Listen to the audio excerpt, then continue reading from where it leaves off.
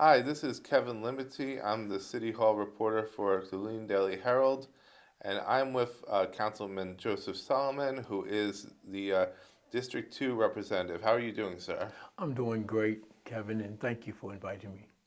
Okay. Would you mind telling us a little bit about your background and how you came to run for City Council? Well, I've been in Central Texas area for nearly 40 years, 40 years, and I was a resident of Copperas Cove um, for about nearly 30 years, and we decided to move to Killeen some 8 years, close to 9 years ago, and I did not know I was going to be in District 2. I didn't realize what district I was in, but I always had an interest in local government and community. I I'm a director of the Refuge Corporation, executive director, the Refuge Community Service Organization, and which helps feed the hungry. We have a homeless shelter. We have a addiction support program, and some other programs that we have. And so we've been doing that for over 30 years. And so I've always been interested in community work. And city council is another platform to serve. Whatever position you're in, you're there to serve. And so city council has given me another opportunity to serve the people of Killeen and my district. Hmm. All right. Well, obviously there's a election coming up on May 3rd. Right now you are unopposed as of this recording, but we would like to get into some of the issues, Yeah. some of the past things that you have voted on stuff. I mean, obviously, Featherline was a very hot button issue. You did vote against the rezoning of Featherline. Then you voted in favor of a smaller portion of it, the 87 acres, and now it's coming up for another vote at some point. Now, you have been involved in some advocacy for certain changes. You did hold a town hall in conjunction with the Yes. District 3 Yes. Councilwoman Nina Cobb. Hmm. But I just was wondering if you could explain, like, how come you changed the way you voted from the initial no vote, which I should explain to people was at the time required a supermajority. So even though only two people voted against it, still caused the vote to fail. But why you chose to vote in favor of it the second time? Well, the first time when we heard about this, and I was really surprised, Kevin, of what was going on, and I wanted to, hey, I wanted to say, let's pause, let's listen to our citizens over there in Yellow Ranch and that whole area because they've really been going through with the traffic on Featherland and also dealing with the traffic on Chaparral and with the school being there. So that's why I went over there and Councilwoman Cobbs and I, we decided to host a town hall meeting. It was very important. We wanted to set an environment that where we could really listen and find out what the citizens would listen to their concerns. And so that's what we did. And we listened. And after that, things began to like snowball changes. We got the right hand, the city put a right turning lane on Featherline. The county jumped in, and now we got changes there. We had the four-way stop sign there, and then you've got the signal lights that's coming. So, and then we've got the development of Chaparral itself and Featherline. So I'm saying all this to say that we listen, things happen. And so it's not, I always say, Kevin, that it's not who's right, it is what's right.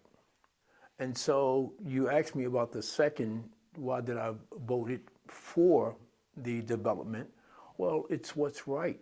And I felt that we did listen to the citizens. Featherline is being addressed in a big way, like 11 point, I believe, 8 mil, that development that will be with sidewalks. And so I felt that since we had taken care of Featherline, then we can go on and move forward and address the development.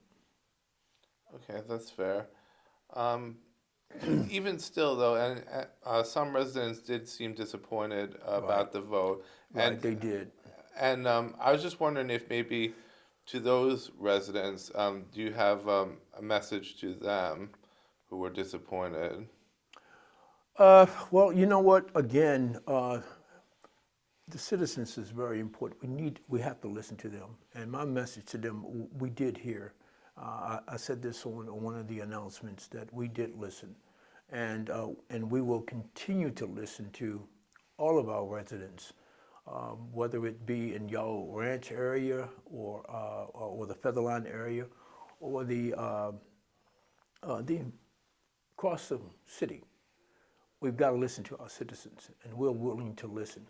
And I believe that we address that. And if I respect their concerns and their decision. Hey, do not build over there until Featherline is completed. We heard that. We heard that. But like I said, it's always what is right.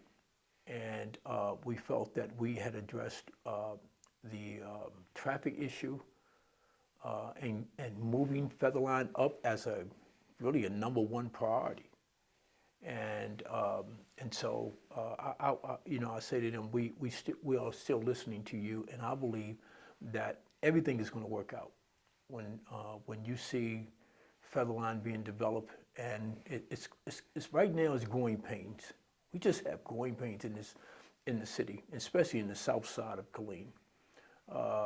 There's a lot of development going on, and so, but I would tell them if they could just hold on and wait and see, and you'll see the changes. And I think we'll look back in a few years and say, hey, boom, it was worth the wait, and I think everything will resolve itself.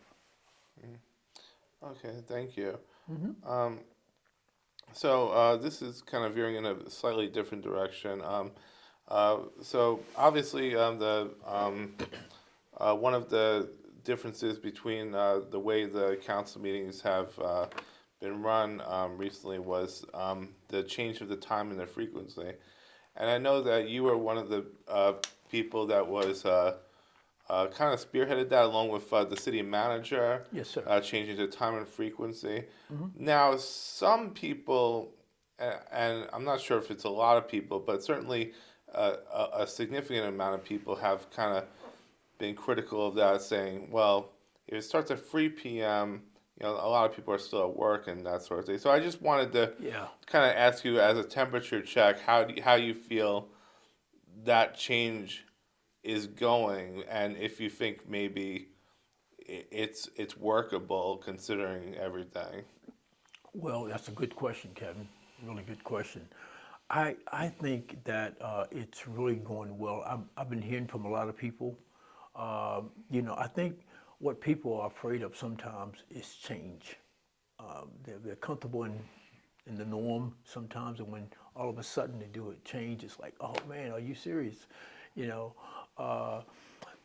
So we did it. The council as a whole did that, and of course I initiated it. But I felt, and one of the reasons why I did that, because that's exactly what we were doing when I was on city council in Copperidge Cove. And I was trying to figure out, and I noticed majority of municipals have twice a month. We went to Georgetown, I just really liked how they ran theirs, and we got some ideas. But it's working. It is really working. The staff it's a relief to the staff. They don't have to prepare as much, and I believe the citizens are getting used to it now, because we still have the same amount of people on average there. And and also people can watch it on their website, and then they can, if they miss it, they certainly can watch it any time of the day. So to answer your question, I think it's really, I think it's beneficial, was beneficial to the staff, and I think it's beneficial to the city, to the people. Okay. Yeah. So you wouldn't like maybe consider like keeping like the meeting frequency at like the first and third Tuesday, but maybe moving up the time to like 5 o'clock or anything like that? Well, that's another good question, Kevin. When we did that now, and as if you can remember when we were discussing that, I mentioned just changing the frequency of it, but make it less frequency. That's what I was going for. But then the council as a whole, they wanted to, go with, mentioned 3 o'clock. So it's working right now, and I'm saying nothing is in cement, nothing is in stone. We can, and that's one of the things that I said. If it did not work, and if it's not workable, and if it's kind of, we see that we didn't. We've got a lot of positive feedback on it. It's not set in stone. Right. We can change it, but right now it's working out well, Okay, that's I fine. think. Yeah. All right. Well, now that the city hall bond election is officially underway for May, um, are you going to advocate for its approval? Now, I understand, of course, that you can't do it on the Right. dais. We However, cannot. however, do you intend to go out and like advocate for it outside of the city council meetings? And on that note, how would you intend to sell it to the residents? And considering the fact that many of them consider it to be like an extravagant expense, being 155 Yeah. million to start. Right. Right. Good question again. You asked some real good questions, Kevin. Um, First of all, as you know, some of the staff and some council members, we visited various cities. I think like three cities municipals that we visit to see other city, and they had the same problem, and they knew they needed to build. I I think that we really need, not think, but I know we really need. I feel we need another city hall. We are the 19th largest city in Texas. We are, and still growing. And I think that the way that we have our buildings, our staff in different places, as I mentioned last night, that we could have under one, not under one roof, because some buildings are going to remain the same. Some staff departments will remain where they're at, but for the majority, they will be under. It'll be under one roof, and I believe it would be beneficial to our citizens. That's the most important thing. It would be one location. You can go, and I believe we're in a historical building right now. We're in a school. I think it's the first school in Killeen, and you would spend a lot of money modernizing the city hall and other buildings to bring everything up to date. Why not just start afresh? Why not have a place where people can come? You have your court sessions there. You have everything right there. We've seen that in other cities, and as I said, smaller cities than what we are. But we are the 19th largest city, and I believe that. Then we're right next to Fort Cavasso. I just believe that it would be kind of like icing on the cake, or it's a to me it's taking pride in our city. It's moving us forward. You know, if we stay here, how long are we going to stay in that building? I mean, are we stay for? I know it's the argument that hey, we're just renovating, let's just stay here forever. But we are growing. Everywhere we are growing, we are progressing, and so why not have a city hall that our citizens can come to, and be at a one? They can just hey, right there. We've got the county annex coming, and I think it will produce a lot of traffic downtown. And I just think it will be something for the citizens of Killeen to be proud of, and that we take pride in our city, from City Hall down into our staff, and we take pride in our citizens, and have, they want to come to a building that it's up to date. They can just go to one place and pay their bills, whatever, and I think it would be great to have. Yeah, so if I could just follow up on that real quick. So you believe that enough people are going to come down to the city hall, the new city hall, to the downtown, to the businesses downtown, presumably also, to justify building it? I'm not saying that's we're not building to justify in terms of the traffic. We're not saying hey, we're going to have this building, then that would just bring more attraction to the business. That's not the purpose of it. Now, by being down there, it probably will, but that's not the purpose of it. It is to bring everything under one building. And again, I toured every building that the city has. We have 43 buildings, 43, and most of them are downtown. They spread it out. And you got all these buildings. I could not believe it. And I'm saying, why could not we have, as a city as large as we are, why could not we have everything that would be convenient for our citizens? Okay, well, that's all the questions I have, but if you have anything else that you would like to say, I'll give you some time to say it if you want to just. Well, you have did anything- ask me about advocating for the new building. I did not answer that. Oh, sure, Yeah, go yeah. for it, yeah. And yes, I would. We cannot do it on a dais. We would stay within the confines of what we can do as city council members. I mean, what I can do. But if I could talk to my neighbors, or I can talk out on, just talking to somebody, oh yes, I would. I really believe that, because I really feel that we need that now. It's time for us to move forward as a city.